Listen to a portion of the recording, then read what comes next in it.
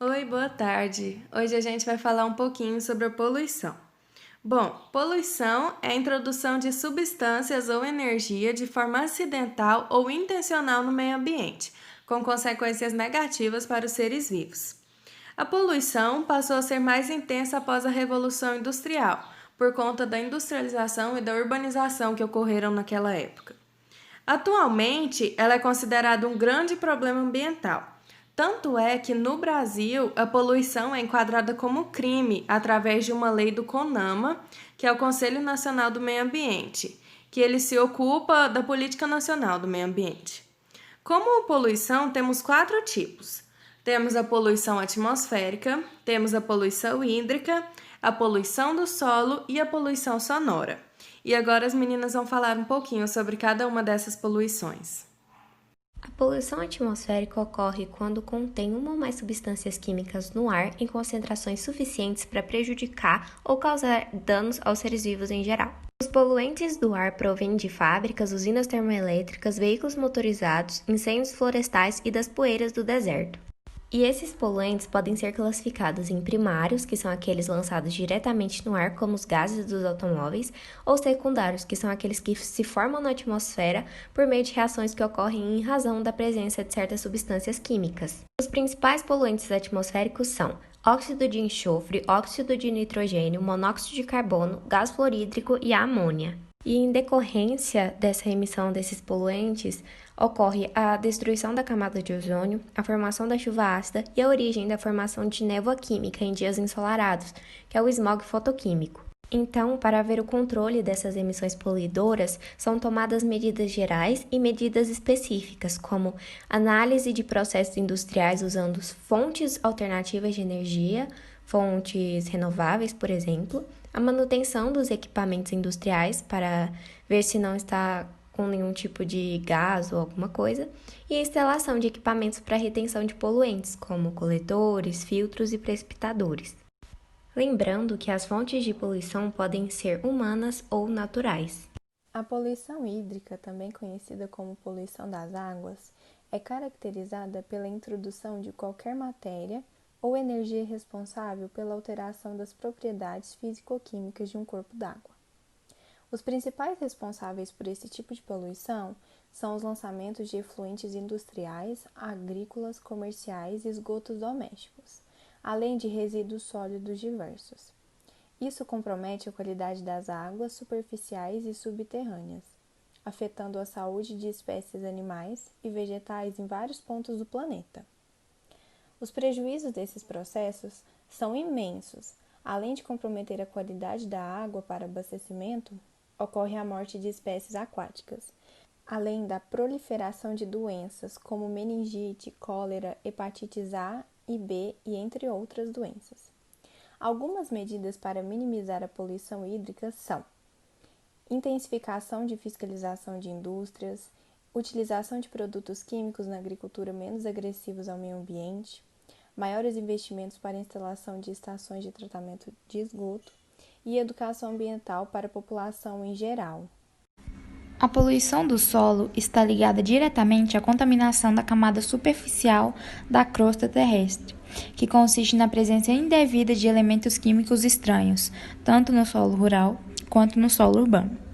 A poluição do solo rural ocorre por uso de fertilizantes sintéticos, que são manufaturados quimicamente e eles visam suprir as deficiências em substâncias vitais à sobrevivência dos vegetais, e também são aplicados na agricultura com o intuito de melhorar a produção.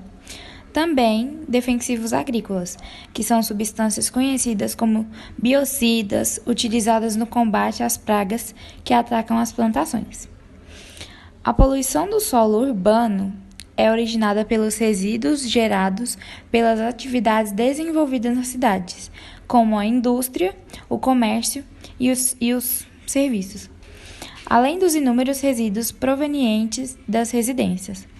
As indústrias geram resíduos sólidos peculiares às suas atividades particulares de manufatura, enquanto que os domiciliares são resíduos orgânicos e embalagens, como latas, vidros e plásticos.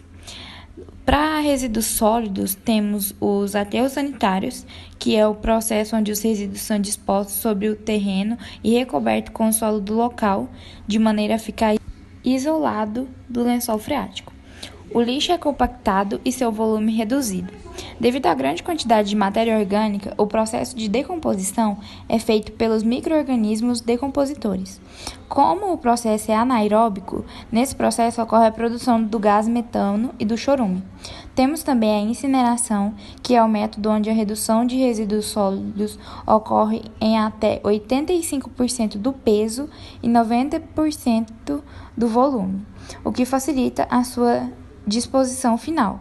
É um tratamento caro, pois é feito em fornos especiais e estes devem funcionar em altas temperaturas para que o lixo seja transformado em material estável e inofensivo.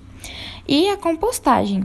Esse método consiste na decomposição biológica controlada do lixo orgânico.